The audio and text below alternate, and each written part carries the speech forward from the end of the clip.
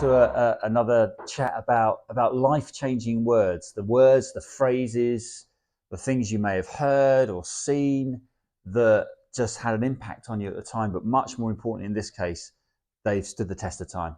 They're something that you think are as relevant now as they were back then.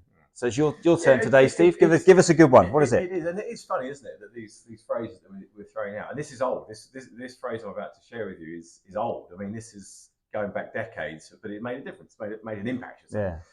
And the phrase is, your focus determines your reality.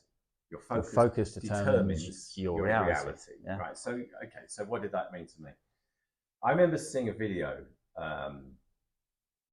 correction, it was an audio tape when I first heard it. A old cassette, there you go. That's how far back I'm going. I proudly wound it back with a viral and played it in my car. But it was Anthony Robbins, who you did some work with. Tell us about that in a second. Yeah. So Anthony Robbins was the guru back in the day when starting to learn about this sort of stuff. And I remember he did this exercise where he asked the person he was working with to look around the room and notice everything that was a certain colour. And I think he picked brown. He said, look at everything that's brown. And I look around the room now. And it's pretty easy in this room, isn't it? and then he says, okay, now close your eyes and tell me everything that's red.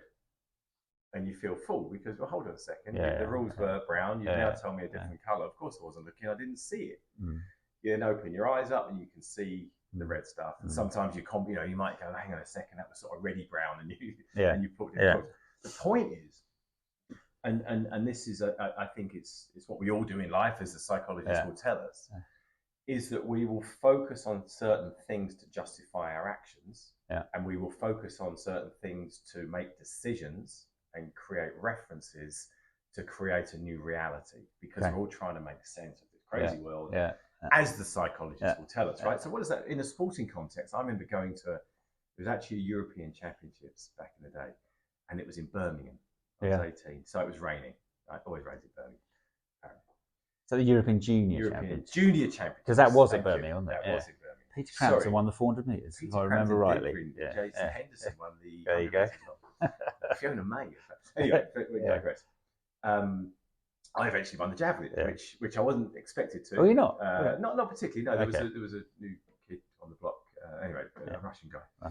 Anyway, there was always a Russian guy. I digress a little bit, and this is nothing to do with the story, but I actually took 2 left spikes. Do you know that? Way. I took 2 left spikes, and I had to quickly. The job we were in Birmingham, we had to fly the other side of the world, because I phoned my dad and said, he gets in the car and rings up. You muffet. I know.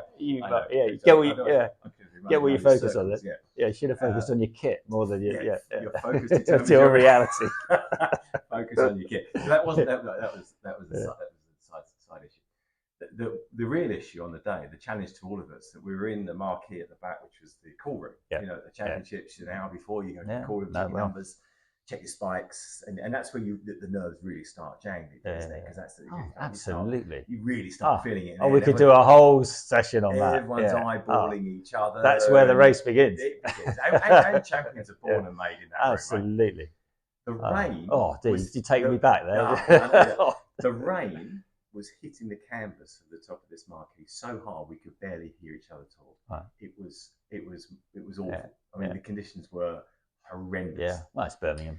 And I remember a Finnish guy, who was the champion at the time, Juha Laukkanen, his name was.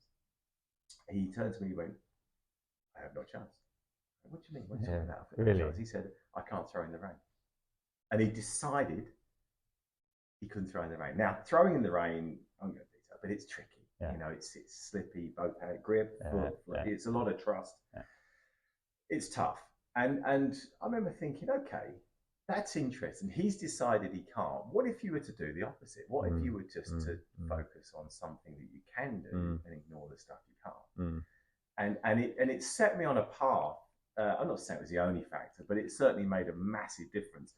Partly because if half the field are doing that, you've only got to beat the other half. I love that. Right? Love that. That's another issue.